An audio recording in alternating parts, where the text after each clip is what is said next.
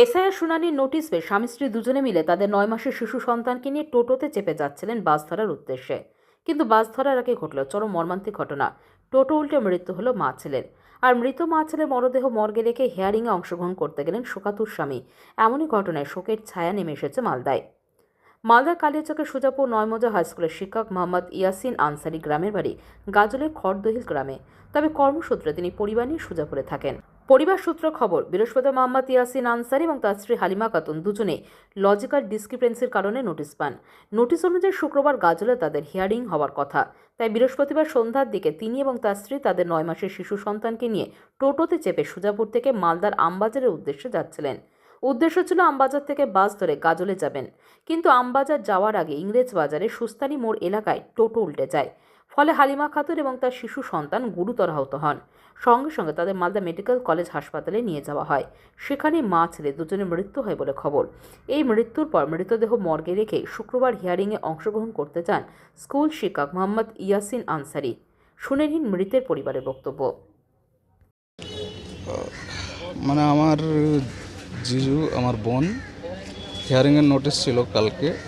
মানে কালকে ওরা নোটিশ পেয়েছে, আজকের ডেট ছিল ওদের। তো ওরা কালকে বিকালে আজকে হিয়ারিংয়ে উপস্থিত হওয়ার জন্য কালকে বের হয়েছিল টোটো থেকে। মানে ওদের বাড়ি হচ্ছে খড়দৌল গাজল, ওরা থাকে কর্মক্ষেত্রে সূর্যাপুরে। ওরা বাস ধরার জন্য সূর্যাপুর থেকে মালদা আসছিল, মানে মালদা বাস স্ট্যান্ড বাস ধরার জন্য। রাস্তায় যখন টোটোতে চড়ে আসে মালদা বাস স্ট্যান্ড, রাস্তার মধ্যে টোটো নিয়ন্ত্রণ হারিয়ে ফেলে এবং তো অ্যাক্সিডেন্ট হয়ে যায়। এবং টোটোতে চড়ে থাকা ওদের পুরো ফ্যামিলি মানে পড়ে যায়। পড়ে যাওয়ার পরে হালিমা খাতুন যে মারা গেছে, তার অন দ্য স্পট ডেথ হয়ে যায়। এবং ওর কোলে একটা বাচ্চা ছিল, ছোট বাচ্চা। তার কিছুটা শ্বাস চলছিল, কিন্তু ওকে হসপিটালে নিয়ে আসা হয়। হসপিটালে নিয়ে আসার কিছুক্ষণের পরেই ও মারা যায়। মানে মা ছেলে দুজনেই মারা যায়। হিয়ারিংয়ের জন্য আসছিলেন? হ্যাঁ, হিয়ারিংয়ের জন্য আসছিলেন। আজকে ওদের হিয়ারিংয়ের ডেট ছিল, মানে দুজনের, আমার জিজু আমার বোনের দুজনেরই হিয়ারিংয়ের ডেট ছিল। এখন আজকে যেটা ডেট, ওখানে আমার বোন তো চলে গেল, কিন্তু আমার জিজুকে ওর মৃত্যুদেহ হসপিটালে পড়ে আছে। এই অবস্থাতে হিয়ারিংয়ে উপস্থিত হতে হয়েছে এবং উপস্থিত হয়ে গেছে। এটা কি ঠিক, মানে কিভাবে দেখছেন মানবিক একটা দিক? আমি ঠিক দেখছি কোনটা। যদি কোনো নাম টাম ভুল থাকতো, তার জন্য যদি ডাকা হতো তাহলে কোনো ব্যাপার ছিল না। কিন্তু ডাকা হয়েছে নোটিশে, আমারও নোটিশ হয়েছে। মানে নোটিশে লেখা হচ্ছে যে আপনি যাকে বাবা বলছেন ওকে আরও। দেহ তো এখন মর্গে হসপিটালেই আছে, পোস্টমর্টমের জন্য অপেক্ষায়।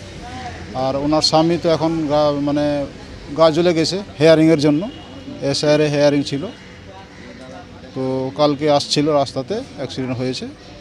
তো দেহটা এখানেই আছে, আর ও হসপিটালে ছেড়ে এই এসআইআর হেয়ারিংয়ের জন্য গেছে। কীভাবে দেখছেন এই যে এত বড় একটা মর্মান্তিক ঘটনা? এটা খুবই দুঃখজনক ঘটনা। এরকম ঘটনা মানে উপযুক্ত ঘটনা না, একদম খুবই দুঃখজনক ঘটনা। খুবই খারাপ লাগছে আর কি। হিয়ারিংয়ের জন্য কি আসছিলেন? হ্যাঁ, হেয়ারিংয়ের জন্যই আসছিল। কী নাম আপনার? আমার নাম আক্তার হোসেন।